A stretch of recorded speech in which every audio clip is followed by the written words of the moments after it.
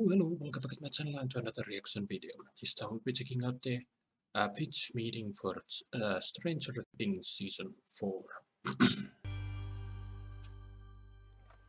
So, you have a new season of Stranger Things for me? Yes, sir, I do. And guess what? No. Frickin' Hopper is alive. Oh man, it must have been tough for him to survive that big machine explosion that vaporized everyone in the room last season. Actually, it was super easy. Barely an inconvenience. Oh, really? Yeah, see, check this out. He got out of the way. What? Yeah, it turns out that was an option that was on the table, just jumping out of the way. So he's alive, he didn't die. Wow, well, okay, that was easy. Yeah, but see, then it turns out he was picked up by some Russians who somehow got there before the Americans arrived, and they put him in this crazy Russian prison. Oh, those are in Russia. And so Joyce and Murray are gonna have to head over there and help him escape. Very exciting. But then he gets caught and goes back to jail, and they're gonna have to help him escape. Oh, but then later they're gonna escape, and they realize they gotta go back. So they're just kind of going in and out of prison this season. In and out for hours, sir. Plus Hopper has like a broken ankle and probably frostbitten feet. Man, that's probably gonna complicate things. Nope. Oh, okay. So we're gonna have this nice reunion with him and Joyce, and they're actually gonna kiss. Aww. Yeah, it's really nice. He lets her know that he's been eating maggot-filled bread for months. Oh my god. Yeah, so you can imagine how that kiss tasted. Okay, enough about the Russia stuff. What's going on with the Upside Down? What's the big threat this season? Oh, we got this new bad guy this season. Oh boy, so what's his deal? He's this super scary guy. He's bald and slimy looking. He's got like dark magical powers. Right. And many years ago when the hero was young, they somehow defeated this powerful villain, and he's been plotting his return ever since. Uh-huh. And so beyond all odds, it's gonna be a group of high school students that have to take on this bald, super powerful magic guy. Yeah, I mean, I'm familiar, wants to take over the world with his dark powers, thinks non-magical people are beneath him, name starts with the V. Yeah, I mean, yeah. Yeah, I mean, everybody's familiar with Voldemort. No, it's not Voldemort. I'm not talking about Voldemort. What do you mean it's not Voldemort? You just described Voldemort. But no, he's not like Voldemort at all. Does he have a nose?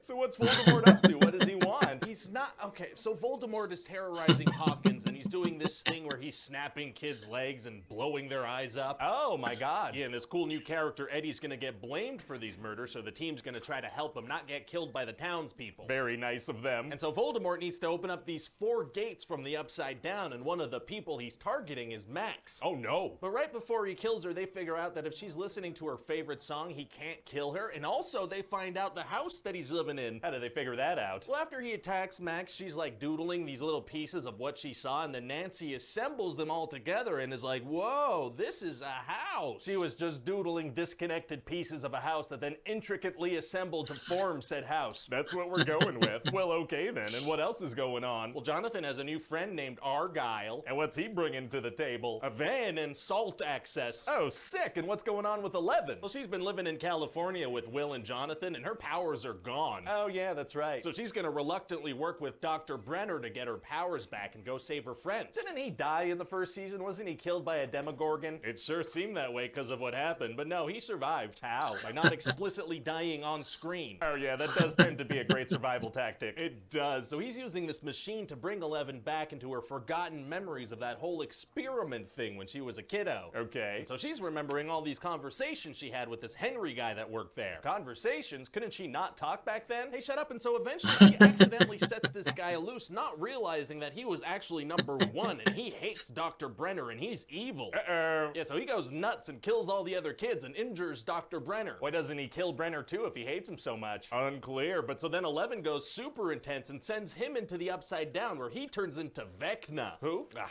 Voldemort. He's from Harry Potter. Right, and so eventually we're gonna get to the finale and all the good guys have to do this crazy stuff simultaneously to defeat the bad guy. What do they have to do? Well, a bunch of them head into the Upside Down. Oh, wow, wow, wow, wow. And so Dustin and Eddie need to lure a bunch of these bat things away from the Voldemort house so Steve and Nancy and Robin could go kill him while they're using Max as bait. And how do they distract the bats? Oh, well, Eddie does this crazy Metallica performance on top of a trailer, and then when the bats come flying in, he has to rush down and get inside the trailer, and let me tell you, he cuts it pretty close. Why didn't he do that performance right in front of the door? Because being on the roof looks a lot cooler. That's a good point. And later, Eddie's gonna die. That makes sense. Oh, you're not surprised? I mean, he's a seemingly lovable character introduced in a new season of Stranger Things. That's pretty much a death sentence. That's a good point, but he does die like a hero by distracting some bats that didn't really need to be distracted. Yeah. Well, great. And meanwhile, in Voldemort's house, the other characters are gonna get choked out by some vines. Oh no. For 45 minutes.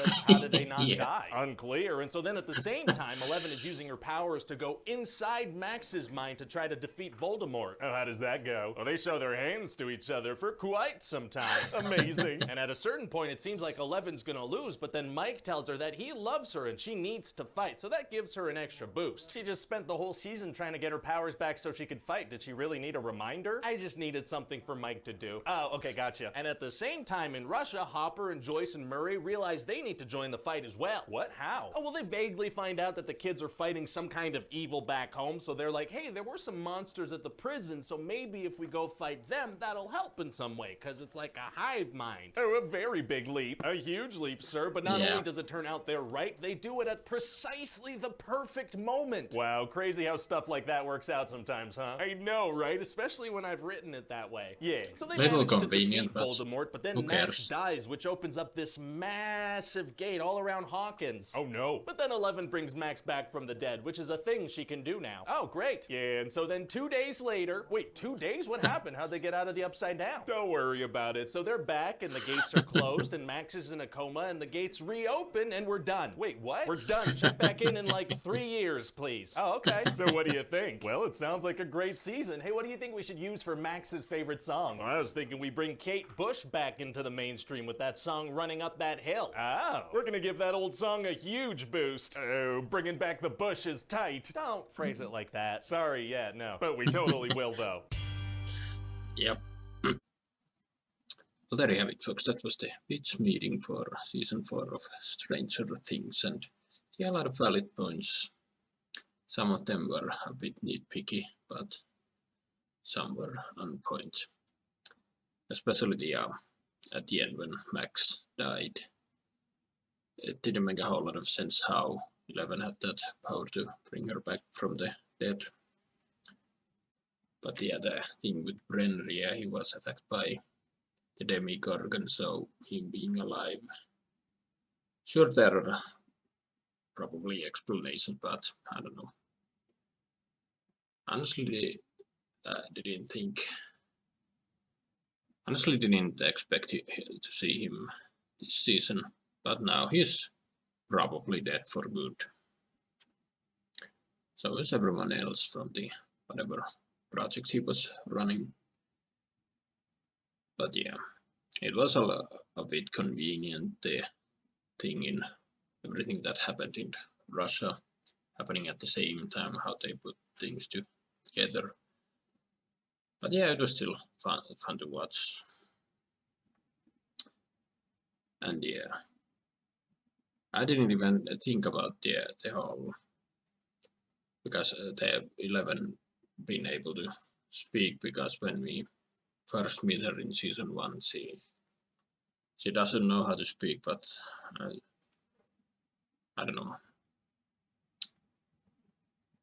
They had a battle of minds. Maybe her brains fried a little bit and she lost the ability to talk. I did like him going like, hey, shut up. That's a pretty much a running gag in here. He uses that a lot. But yeah, I honestly didn't put the similarities between Vecna and Voldemort. I mean, I have seen the Harry Potter series, but it's been a long time, so now that he pretty much spelled it out for us, it's remarkable how similar those stories are, and him being played by an actor from the Harry Potter series, kind of fun. But yeah, a great pitch meeting, really fun stuff. This is my first pitch meeting on my channel, so comment down below if you want me to do more of these things. Anyway, hope you enjoyed my reaction, drop a comment, drop a like, subscribe if you want, and I will see you in another video. Bye.